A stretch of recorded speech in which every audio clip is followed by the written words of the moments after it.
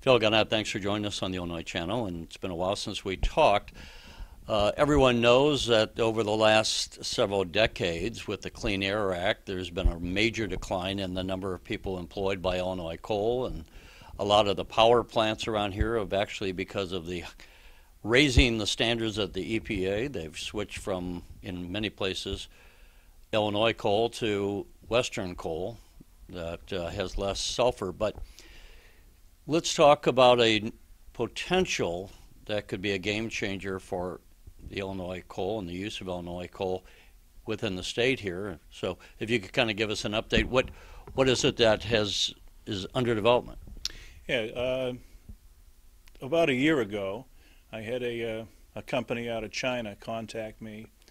The acronym is JET, Jet Incorporated. And they want to talk to me about putting scrubbers in power plants in the United States. And so they came in right here in this room, and they kind of went through a presentation. Their technology is a little bit different. Can I pause for a moment? Because for those who don't know, what is a scrubber and what's the purpose? Okay, a scrubber is actually, the technical name is a flue gas desulfurization system, or FGD for short. And the FGD system removes the sulfur dioxide from the flue gas that is caused by burning Illinois coal. Illinois coal is high in sulfur content. In 1990, the Clean Air Act amendments required power plants to reduce their SO2 emissions by up to 98%. And the technology was proven. In fact, City Water, Light and Power had their Dolman 3 unit built with a scrubber in the 70s, anticipating the federal emissions requirements would kick in at some point in time. So, just to make this as simple as possible, when people drive by, as they might see in Springfield, if anyone's gone by, whether or not you live here, Highway 55, there's the CWLP plant. You used to be the manager of that. And you see there and other places, there's the smokestack, as we say, and the sulfur is going out. With the scrubber, it eliminates the vast majority of the sulfur dioxide, and so we can burn with the scrubber Illinois coal, which is high in sulfur. So why doesn't every power plant just put in these scrubbers and use Illinois coal? Right, that's a good question, and it comes down to cost. When I was at CWLP, we installed scrubbers on Dolman 1 and 2, and it costs about $40 million, but those are small power plants. It's my understanding some of the larger units that operate in the state, it could be up to $500 million. And so it's a matter of cost recovery. And as you know, Illinois deregulated its electricity market in the late 90s. And so back before that, you had rate of return regulation. So if a utility wanted to make a capital addition to their power plant, they went to the Commerce Commission in a rate case and asked for more money, was granted a rate increase, which provided them the money to build a power plant or do the capital addition. Well, that doesn't work anymore. So there's no ICC to get it. They have to recover their costs through the sale of their electricity. And when they're competing with other generators in the state to sell their electricity, there's no way to recover that cost. And for those who don't know, and the Illinois coal is higher in sulfur, as we've already said, but on the other hand, it has a higher BTU. So you get more energy per ton than you would with the Western coal, right, which is lower in sulfur. So as I understand, a lot of the Illinois power plants that burn coal are buying the Western coal because that way it's lower in sulfur and they don't have to go with the scrubbers, I guess. They can meet the air emissions limits set by the federal government without putting on the pollution control equipment. That's correct. Now, some of them have added pollution control equipment, and there's different types of scrubbers. There's a dry scrubber that works with Western coal and a wet scrubber that works with Illinois coal, high sulfur coal. But all of the investor-owned utilities, and there's only two in the state right now, Vistra, who purchased Dynergy's plants that used to be run by Ameren. None of them have, some of them might have a wet scrubber, but they all use coal from the Powder River Basin of Wyoming. And the other power plant company owner is NRG. NRG, it's an acronym. And they operate 3 plants kind of in northern Illinois.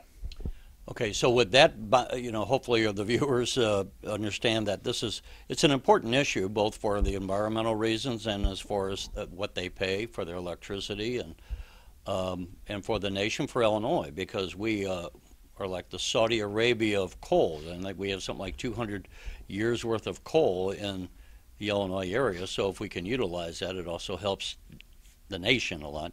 Yeah, the energy content of the Illinois coal is greater than the energy content of the oil in Saudi Arabia and Kuwait combined. Wow. So with that little diversion into what scrubbers are and why do we use them, let's go to the technology from the China company that says they have a brand new way of using scrubbers, and it's new and improved, so to speak. Well, how about let's do one more benchmark. Okay. Okay. The Clean Air Act amendments of 1990, that's when they took effect, and they required the reduction of SO2, sulfur dioxide, from the flue gas. That year in Illinois, we produced 62 million tons of coal. We steadily declined as power plants switched to the lower sulfur coal to 31 million tons in 2003. So in 14 years, our production was cut in half. And worse, our employment went from 10,000 workers to 3,500. And we're about 3,500 today, actually a little bit less than that today. So it had a horrific negative impact on the Illinois coal industry. Then we've been able to stabilize, but our production level has not gotten back up to the 1990 levels, and the employment levels will never get there. And so on the other hand, then, we're going to go into what is the new technology, and then we'll go into what are the benefits or conceivably for Illinois coal and possible employment. Well, the technology from this Chinese company is that rather than using limestone as a base to knock the sulfur dioxide out of the flue gas, they use an ammonia-based solution, which I am told produces a higher grade fertilizer. And that's their whole proposal, is to use the scrubber to get the waste product to use it to sell as fertilizer. And what kind of a deal? So if I'm looking, as you mentioned, one of the plants might be $500 million, $500 million in the ballpark to put scrubbers in currently. Why would I consider this Chinese company known as Jet? Well, their proposal also includes that they would build and operate the scrubber at their cost. So we've been trying to figure out a way to get these power plants to convert to Illinois coal, but the biggest obstacle was always the cost. How can they recover the cost? Here's a company that part of their proposal is, we'll come in and we'll pay for the construction, we will operate the scrubber, we will make the byproduct and sell it, and we'll pay you a percentage or a share of the profits. And if that power plant has a scrubber now, then they avoid their maintenance costs of the scrubber, and they're going to get extra revenue.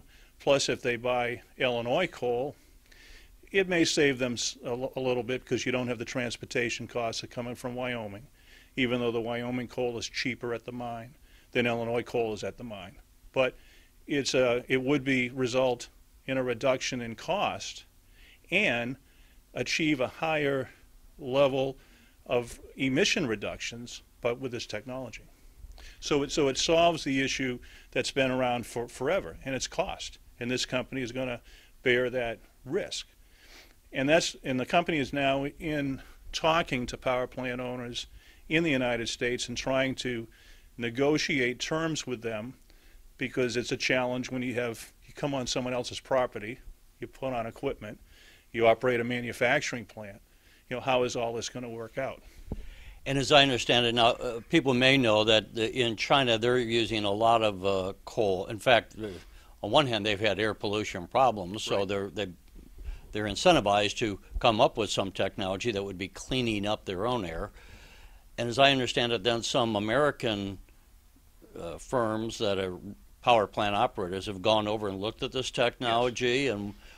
having taken a look at it, what was their assessment? Yeah, this technology is in operation on 300 power plants in China, and they've had representatives from one engineering company and two power plant companies have gone over to China to verify that this works. And their reports, which were made part of the FGD task force report, we'll probably mention that soon, that came out in December. They indicated, yes, this technology works. What the company claims it can do, it does. So in terms of the engineering and the functioning of the scrubber, it works.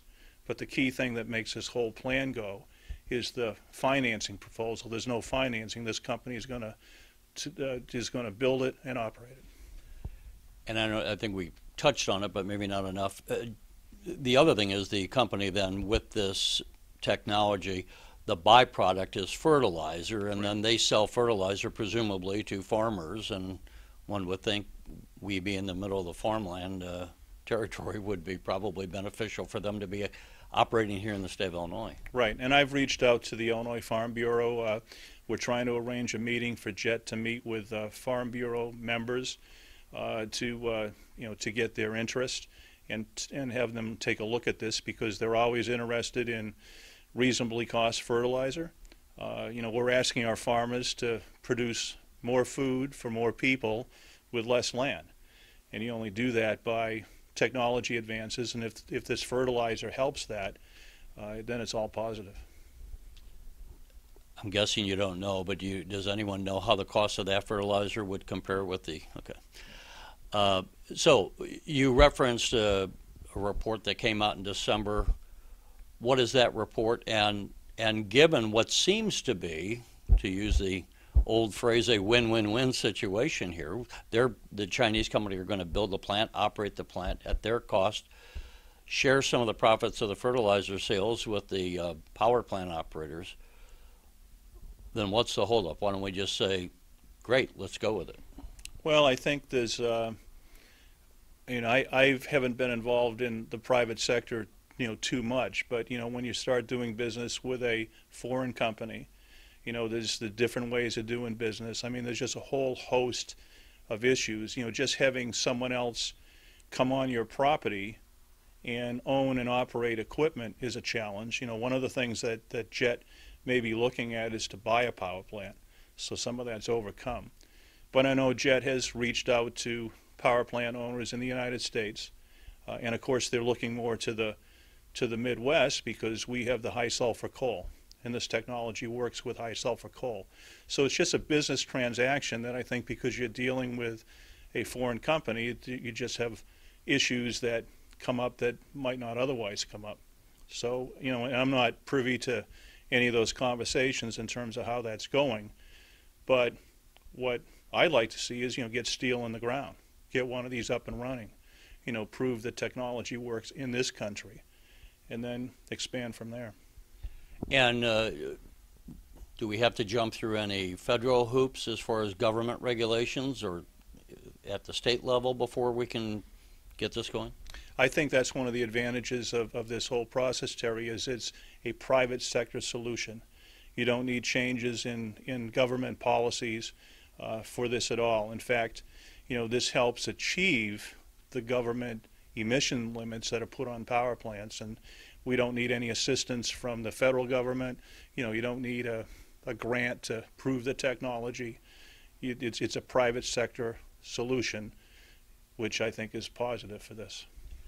So best case scenario, what we're going to do is be using more Illinois coal within the state of Illinois instead of Western coal from Wyoming.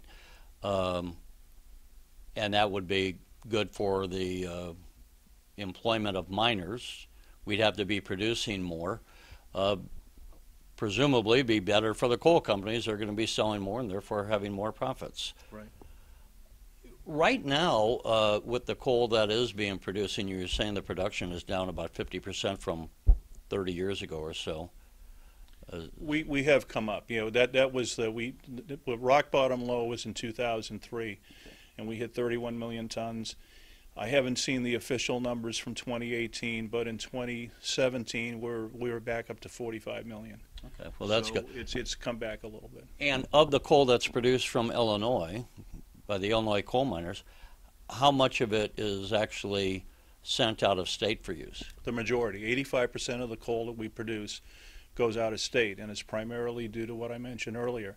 These power plants, rather than putting on the expensive scrubbers, they switched to coal from Wyoming so they could achieve the emissions limits without putting on the pollution control equipment. Some of that goes, I guess, to other states within the United States, but also a lot of it is exported overseas, right? Yes, and 2013 was, I think, one of our best years for exports, and the numbers that I saw for that year, and of course that's 5 years ago now, was about 25% of our production that year, about 12 million tons, went out of the country. Now I've heard that, I know that exports were up in 2018 as well, and so we likely could have shipped more than that out of the state and out of the country last year as well, but I don't have the exact numbers.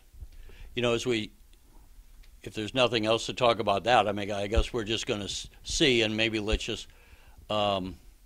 So at this point, they're going to be negotiating with the jet people and see Right. what could be done, and Right. and we'll have to wait to see. Maybe in a year, 2 years, something like that. Obviously, we'll know more as discussions go on. Right. Let's talk just a second about, as we stand here, we have a brand new governor who just took the oath of office earlier this week as we're doing this interview. He's already been signing some executive orders on different things, to the consternation of some and to the applause of others. Have you had any conversations with him or his staff as far as, do you have any idea of, is he going to be a friend or foe of Illinois coal, or is he at this point neutral? Well, he seems to be friendly with everyone right now, so that's the good news. And I did have a chance to briefly meet him last week.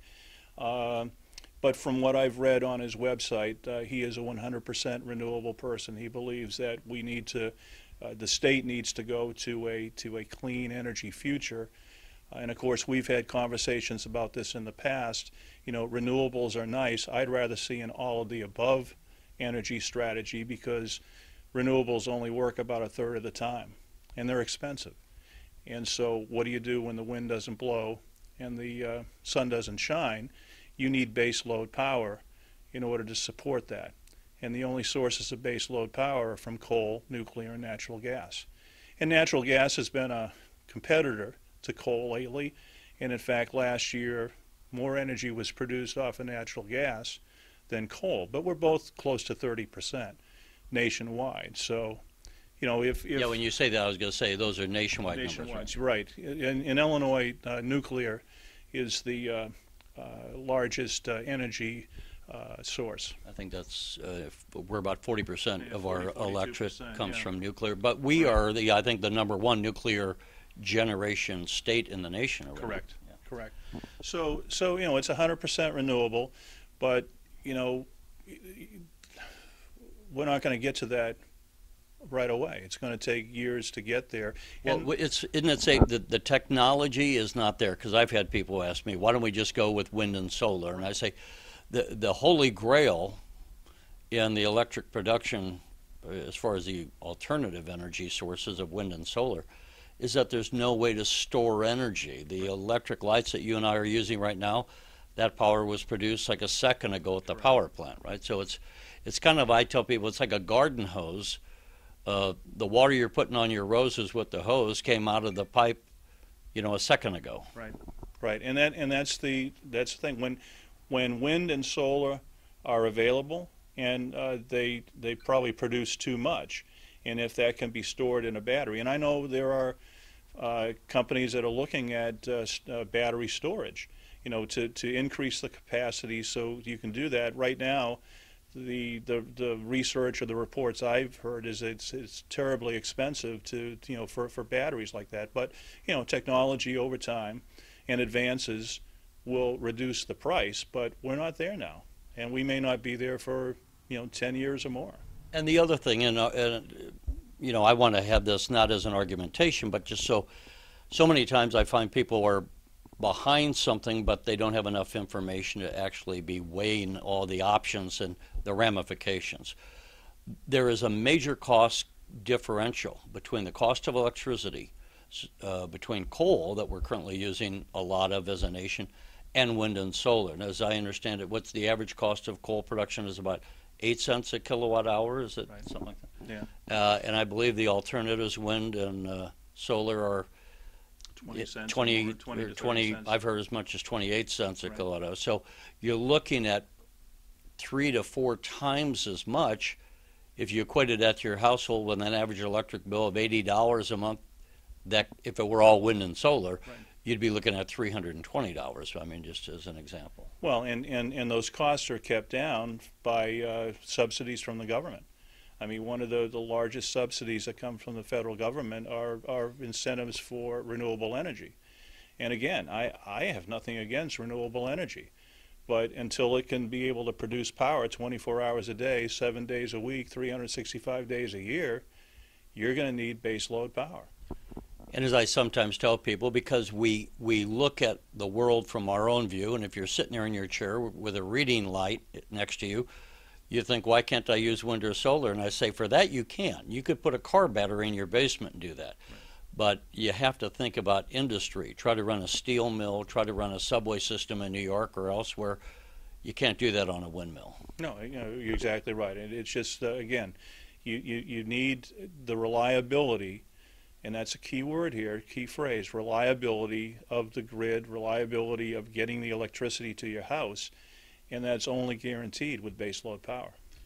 Just before we close out, and we started with this new technology coming out of China, to what extent is there any research going on as far as battery storage, just different aspects of electric that, kind of like this jet technology, could be a game changer by changing the technology of scrubbers?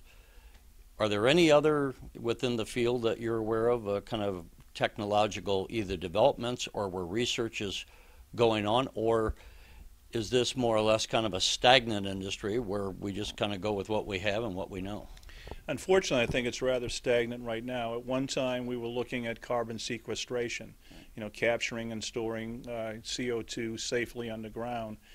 And unfortunately, we had a project called FutureGen, which was a zero-emission coal-burning power plant that was that the state of Illinois was picked at a site in Mattoon to do that. And legal problems and business problems and things like that, and funding from the federal government went away.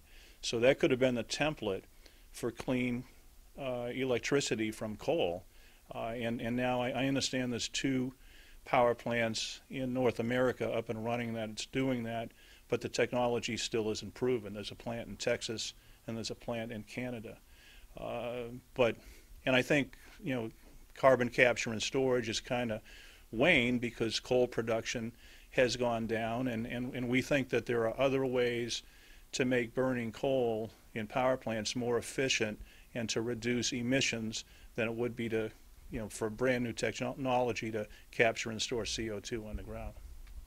And just as we close out, how many coal burning plants are there in Illinois currently? I think you put me on the spot here. I think there's about 18. I'd have to check that, but it's in that report. And and how many coal companies actually are located here in the state of Illinois? Yeah, we have 7 coal producers in the state of Illinois. The number's been reduced over the last few years by some mergers. But like I say, I think Illinois was the only major coal producing state, and we're now number 4 in the country, that actually had an increase in coal production from 2008 to 2016. And of course, those are the years of the Obama administration where we think that there were a lot of federal regulations that really hurt coal. Well, Phil Gannett, perhaps some game changer technology. We always appreciate you taking the time to talk with us. Thanks. No, Terry, I think it is a game changer, and I actually used that phrase in this office when I had the presentation from the Chinese company about a year ago. Because when you take cost, out of the equation, that this company is going to bear the risk of cost. Now, there are other risks, and I will not deny that, but at least this is an opportunity. And again, we kind of briefly talked about this flue gas desulfurization task force, the FGD task force, and the major recommendation that they made was to urge Vistra and NRG, the power plant company owners in Illinois, to seriously consider this technology. So we're grateful for the task force and that recommendation that they came up with, and we're hopeful that JET will try to work something out with these power plants so we get this technology going. Let me just do one more thing. Well, you referenced the Obama administration. Obviously, we now have the Trump administration, but also concurrent to what's going on right now. So, question one is, how has the Obama or the Trump administration been to work with now that we have a little bit of experience with them as compared to the Obama administration? And to what extent should we be concerned either with the exports we're doing or having a company like JET with a Chinese company relative to the recent tariffs and trade barriers and all this kind of thing that's been going on with China? Well, I'll answer that last first. I don't think Illinois is sending any coal to China right now, so we're not impacted by any tariffs that might be in place there. But you know, for the Trump administration, for the first 6 months of that administration, there were several rollbacks or repeals of what we thought were unnecessary regulations or regulations that were designed to put coal out of business. And so it's been very helpful to the coal industry to get some of these burdensome regulations that we didn't think added to the protection of the environment. But the one rule, and it's called the Mercury and Air Toxic Substances Rule, that went into effect in 2014 and 2015, that forced the shutdown of over 100 power plants in the country. And those plants aren't coming back. So when President Trump or candidate Trump said he's going to, bring back coal, I cautioned people at the time. I said, if he stops the bleeding, that would be good. And I think that's what's happened.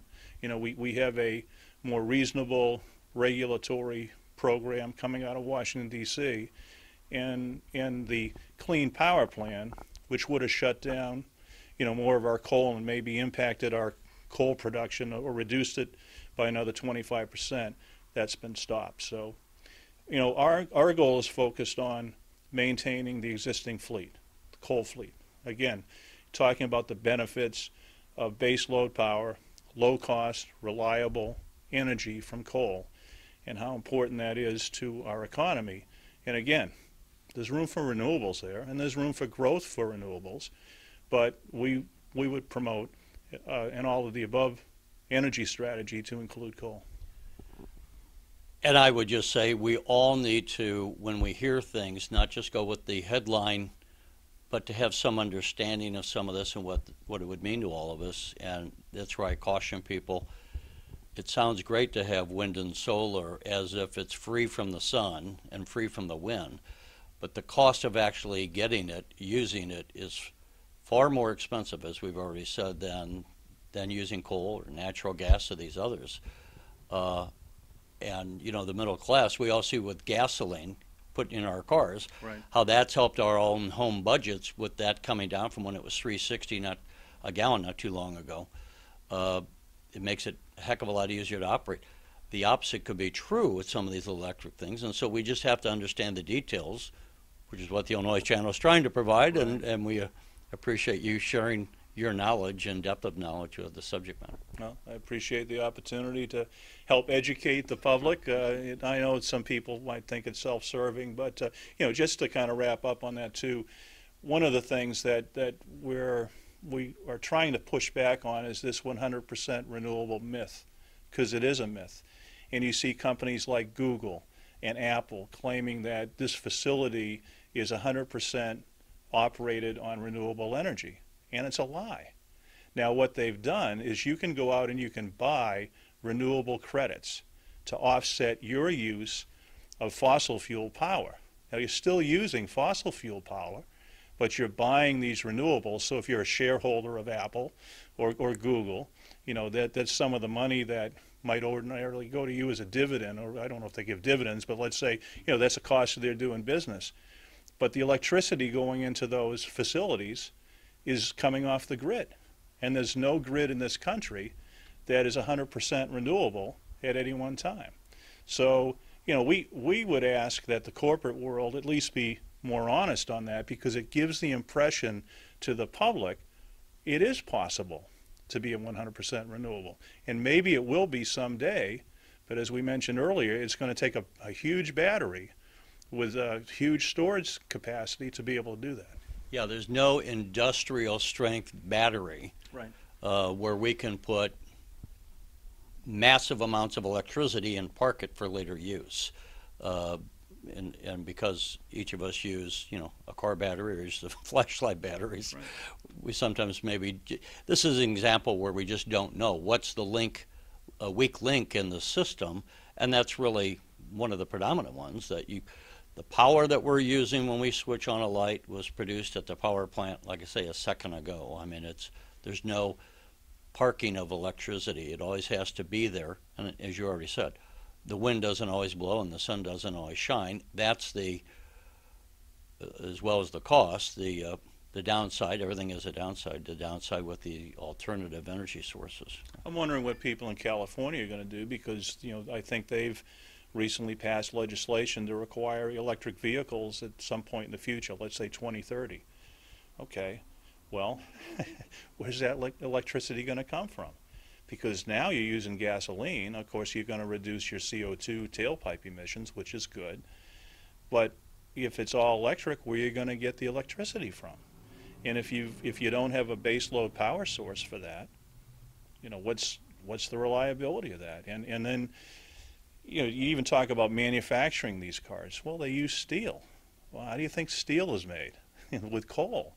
And all of these implications that I think the general public, they get onto, 100% renewable is great and it's free. And like you said, it's not. But we all have to learn enough to look beyond the hype, because everyone, just like whether you're buying a new refrigerator, a new car, or you're making a decision as a citizen on what to back as far as a power source, there's always going to be some hype in the sales pitch, and you need to know what the facts are just so we can make an informed decision. Thanks again, Phil. You're welcome, Terry.